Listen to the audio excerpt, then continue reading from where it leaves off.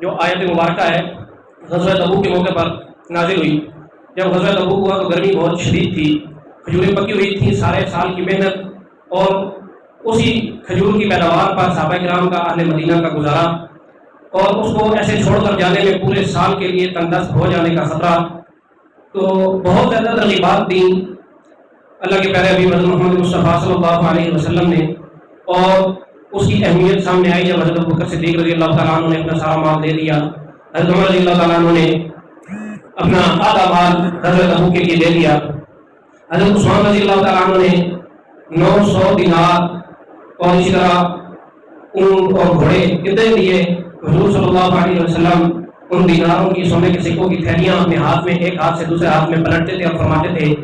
ما ضر عثمان وعمل بعد اليوم، کہ عثمان کو آج کے بعد اس کا کوئی عمل نقصان نہیں دے گا۔ تو اتنا زیادہ اہم واقعہ تھا، بہت شدید اس وقت موسم تھا اور بہت شدید جو ہے ابھارنے کی تحریر کی ضرورت تھی۔ تو اللہ تبارک و تعالیٰ نے بھی ابھارنے کے لیے یہ فرمایا، جیسے آج کل بھی ہم کسی کو کوئی کام کہتے ہیں تو کہتے ہیں کہ اگر تو نے میری مدد نہ کی تو میرے لیے اللہ تعالیٰ کافی ہے۔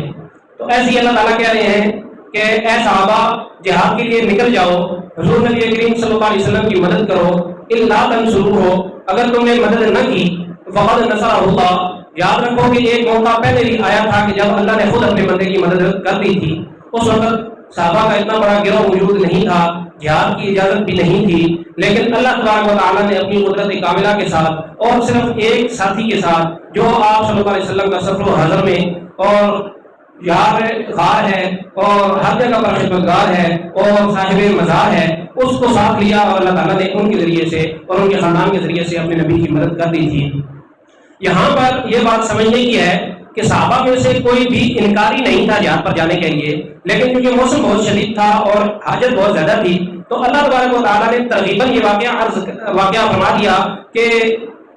ہجرت مدینہ کے وقت بھی ہم نے اپنے نبی کی مدد کی تھی، اور جن لوگوں کو ہم نے اپنے نبی کی مدد کے لیے استعمال کیا تھا ان کا درجہ کائنات میں سب سے زیادہ بلند کر دیا ہے۔ اگر اب تم بھی میرے نبی کی مدد کرو گے تو تمہارا درجہ بھی کائنات میں سب سے زیادہ بلند ہو جائے گا۔ تو یہاں پر یہ جو آیت مبارکہ ہے اس میں صرف یہ شرط بیان کیا کہ اگر تم نے مدد نہ کی تو اللہ مدد کر دے گا۔ نہ اس سے پہلے کسی آیت میں، نہ کسی حدیث مبارکہ میں، نہ کسی تاریخی کتاب میں کہیں پر بھی یہ نہیں ملتا کہ صحابہ کرام نے غزوہ تبوک کے لیے جانے سے انکار کر دیا ہو۔ بعض منافقین جن کی تعداد 50 تھی اور بعض مخلص مومنین بعض عذروں کی وجہ سے رہ گئے، ورنہ سارے کا سارا مدینہ اپنی ساری فصلوں کو، اپنے سارے گھروں کو، اپنی ساری کھجوروں کو چھوڑ کر حضور نبی کریم صلی اللہ علیہ وسلم کی حکم کی تعمیل میں نکل پڑے تھے۔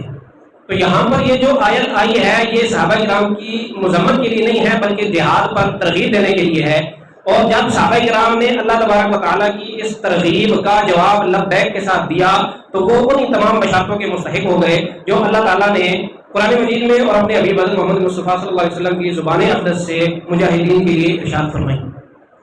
تو یہ جو واقعہ یہاں پر اللہ تعالیٰ بیان فرما رہے ہیں، پہلے مناسب یہ معلوم ہوتا ہے کہ اس آیت مبارکہ کا کچھ ترجمہ عرض کر دیا جائے کہ الا تنصروہ فقد نصرہ اللہ، اگر تم نے ان کی مدد نہ کی تو اللہ نے پہلے ان کی مدد کر دی ہے۔ کب؟ اذ اخرجہ الذین کفروا، جب کافروں نے ان کو ان کے وطن سے نکال دیا تھا، جب ان کے لیے اپنے دین پر عمل کرنا اپنے وطن میں رہ کر مشکل ہو گیا تھا تو ان کو اللہ نے ہجرت کی اجازت دے دی تھی۔ اس سے یہ پتہ چلتا ہے کہ جہاں پر اسلامی احکام پر عمل کرنا مشکل ہو جائے تو وہاں اس علاقے سے ہجرت کر جانا بہتر ہوتا ہے۔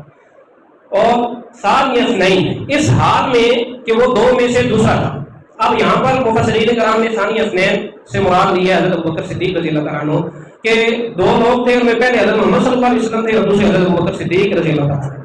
اور کب مدد کی؟ اذ ہما فی الغار، جب وہ غار میں تھے، جب ہجرت کے سفر میں غار ثور میں تشریف لائے تو اس وقت کا واقعہ اللہ تعالیٰ بیان فرما رہے ہیں کہ اذ یقول لصاحبہ، کہ جب حضرت ابوبکر صدیق رضی اللہ تعالیٰ عنہ نے دیکھا کہ کفار آ گئے ہیں، اس طرح غار کا تھوڑا اوپر کی طرف منہ تھا اور ان کی ٹانگیں نظر آ رہی ہیں، اگر وہ جھک کر دیکھتے ہیں تو حضور صلی اللہ علیہ وسلم اور حضرت ابوبکر صدیق رضی اللہ تعالیٰ عنہ ان کو نظر آ جائیں گے،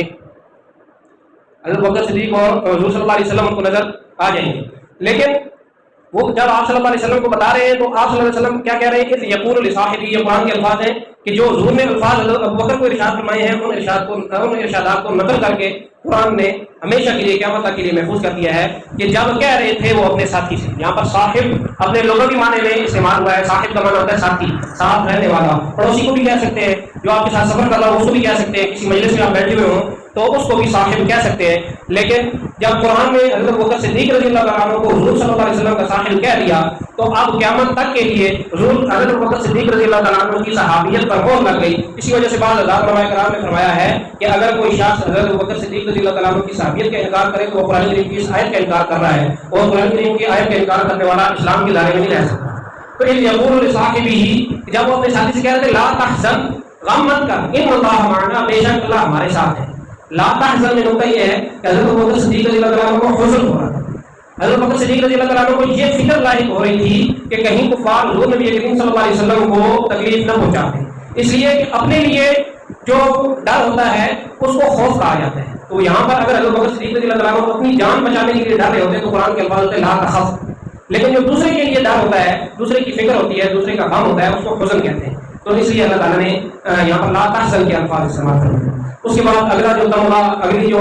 اعزاز کی بات، اگلی جو فضیلت آپ نے فرمائی ان اللہ معنا، بے شک اللہ تعالیٰ ہمارے ساتھ ہے. یہ معیت یہ ایک خاص چیز ہے، یہ اللہ تعالیٰ کا ساتھ. اللہ تعالیٰ ہر کسی کے ساتھ ہے، ہر کسی کے شاہد کے قریب ہے، لیکن جو معیت ہوتی ہے خصوصی معیت، یہ ایک صفت ہوتی ہے. جیسے صحابہ کرام رضوان اللہ تعالیٰ علیہ اجمعین کی صفت بیان کرتے ہوئے اللہ تعالیٰ نے فرمایا محمد رسول اللہ، محمد صلی اللہ علیہ وسلم اللہ کے رسول ہیں، والذین معہ، اور وہ لوگ جن کو ان کی معیت حاصل ہے، وہ لوگ جن کے ساتھ ہیں جن کو ان کی معیت حاصل ہے. رحماء بینہم اشداء علی الکفار، تو آگے پھر ان کی تعریفات بیان ہو رہی ہے. پہلے اشداء علی الکفار رحماء بینہم، لیکن اس میں سے معیت کہ اللہ تعالیٰ کی معیت کوئی کہ ایک چادر کی طرح ہے. اب ایک آدمی ہے، اس کو سردی لگی، اس نے چادر ڈالی، ایک اور اس کے ساتھ کوئی دوست ہے، اس کو سردی لگی اور اس کو ایک اور چادر دے دی. دونوں الگ الگ چادر میں ہو گئے، دونوں کی سردی دور ہوگی، دونوں کی محبت کا اظہار ہو گیا. لیکن ایک شخص ایسا ہے کہ اس کو سردی لگی، اس نے چادر کی، اور جب اس کے ساتھ والے کو سردی لگی تو اسی چادر میں سے اس کو ساتھ لپیٹ لیا. یہ بہت زیادہ محبت کا اظہار ہے. تو حضور صلی اللہ علیہ وسلم کے اوپر اللہ تعالیٰ کی معیت کی چادر تھی، اور اس میں ایک ہی لفظ کے ساتھ معنا،